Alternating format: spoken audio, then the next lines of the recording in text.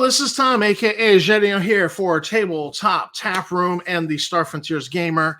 And so we just want to discuss the OGL and Star Frontiersman Volume 2 and the fan community. Because I'm getting a lot of questions, and I don't mind fielding them at all. People are sending me links. Hey, have you seen this? And sometimes I have, sometimes I haven't. So I appreciate those. Thank you. Please keep that up. Those of you who are doing that, people are asking me, how does this impact?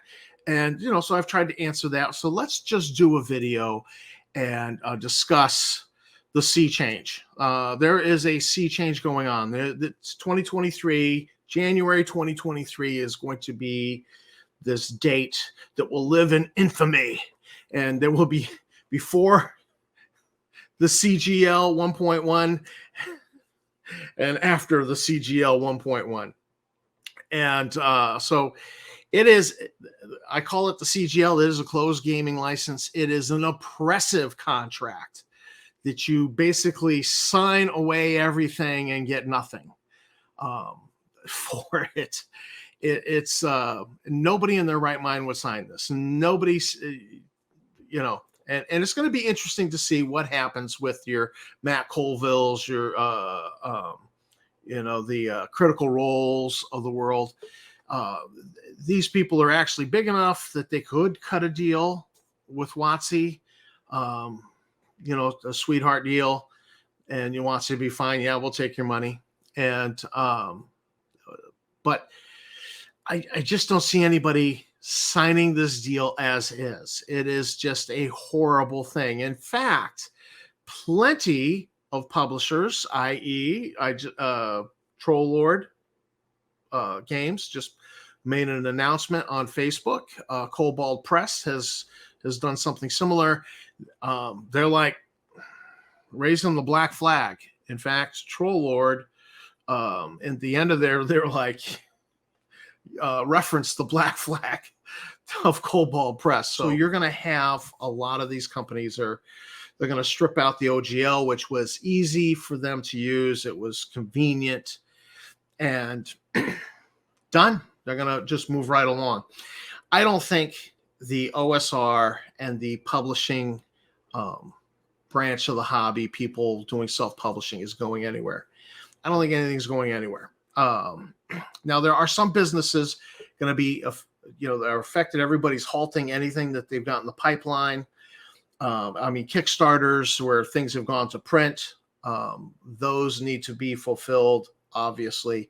So, companies are, look, we're going to fulfill the Kickstarter.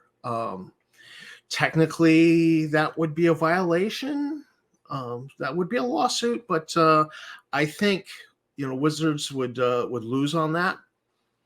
So those are happening, but anything that's not had deep money sunk into it is being halted. And that means that the freelance artists, freelance writers who make a living off of this sort of thing are going to be negatively impacted. So ultimately, I do believe this is going to be something that's going to have litigation. And but only time will tell. We'll have to wait and see how that plays out. Now, SF, Star Frontiers, how is this impacted? Well, Star Frontiers was never part of the OGL. It's a completely different rule system. It's a D100 rule system, and it's not. And if it had been, I probably would have published.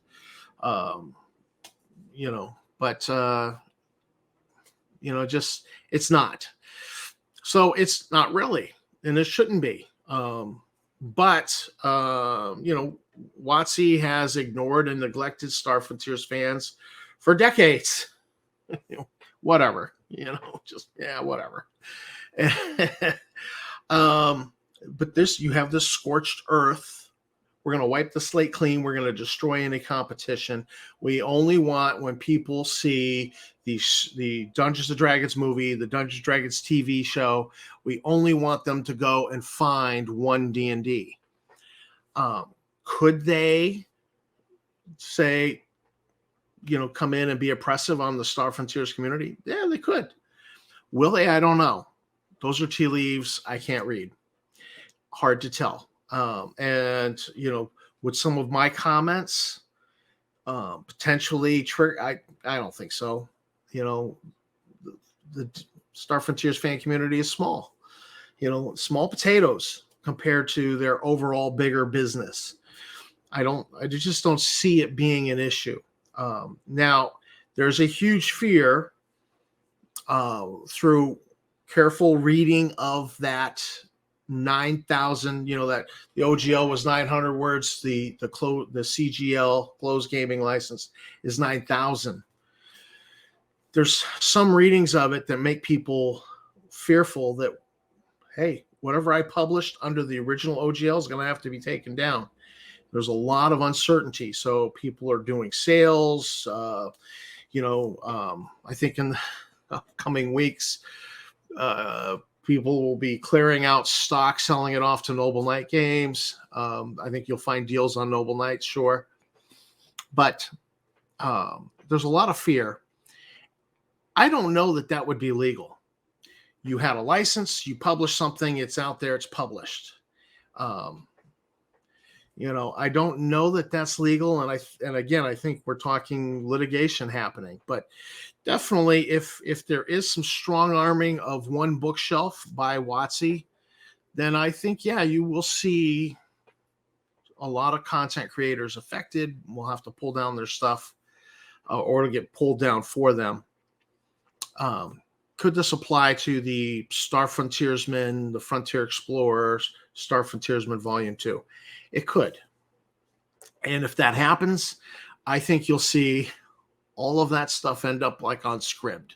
I think you'll see it on the file sharing sites like Scribd. So I don't think that the magazines will disappear from the internet. I think they'll still be out there. I think you'll still be able to access them. It'll just be a little bit harder. But it'll be what it'll be. So I don't think it'll happen, but now what if WotC contacts me and says, knock it off, no more magazine? Well, they can't stop me from getting my sci-fi on. And I live for sci-fi. I think, and I love to create. I'm a content creator. I love to do it. I think I won't be able to sit here at home and not create. So I'm thinking that if WotC does come down on us, there's still going to be a magazine. It's just going to be Stars Without Number, Traveler, Cepheus, some generic D100 rule set that, Frontier Space by Bill Logan and my buddy Bill Logan and Larry Moore. So I think the magazine will still exist. Now, if I had known this was about to come about, I might not have started the magazine. But since I have started the magazine, I will persist because I want the magazine. I don't want it to be like, oh, look, he started it and I will persist. We have content in the pipeline for a good 3 issues. We have some potential for a 4th. I don't think, so that's a year. I've got content for a year plus, if I manage it, and then so on and so forth. If I had known this was coming, I might not have started the magazine. I might have just been like, all right, time to get busy on a generic D100, file the serial numbers off of Star Frontiers, and, put it out there. No, an open game. You want to publish using this? Great. We're going to be working on that. I've worked on that off and on for 4 years. I have content that it actually has roots in content I wrote 10 years ago. And so we will be working on that, but I still have to dedicate a certain amount of time to the magazine because we started it. We don't want it to look like it stumbled. We want it to look good, and we want it to continue to aspire to what it has been in the past and what it should be in the future. So we will continue to publish Star Frontiers content. We will continue to host other rule systems in the magazine. And I'm going to, I may part of what we were doing was we were doing themes, very tightly focused themes in each issue. I might take the foot off the gas pedal on that and just be like, whatever I get from submitters, we're going to do a little more random magazine. We might go that route so that I can focus on a D100 rule set. So what can you do? Well, I would say, number one, submit something, write something, submit something, draw something. We could use it. Because I know that 2015, things in my life kind of pulled me away from the magazine, and other people stepped up and filled the gap. I up to that point, I'd been really big in the magazine, and there's some issues in 2015 and 2016 where it's like, I barely had my name in the magazine, small 1-2 page article. So if you're out there saying I can write something, man, do it.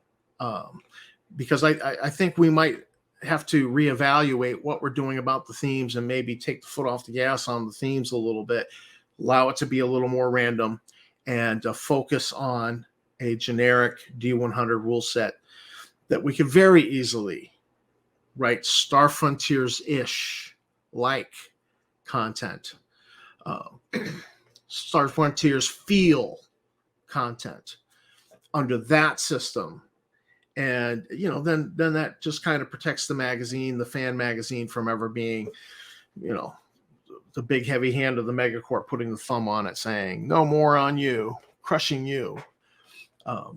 So I think that's what we need to do. And so if you're out there and you're a content creator, please send me an email and, let me know what you got. Let me know what you can do. Happy to have you on board. So the magazine's not going to go anywhere. And I think the gaming community, the OSR, is not going anywhere. And the other thing you could do is, if there's a small publisher out there, these people are going to be impacted by this. They're going to have their livelihoods impacted. They're not getting rich, but some of them are getting by.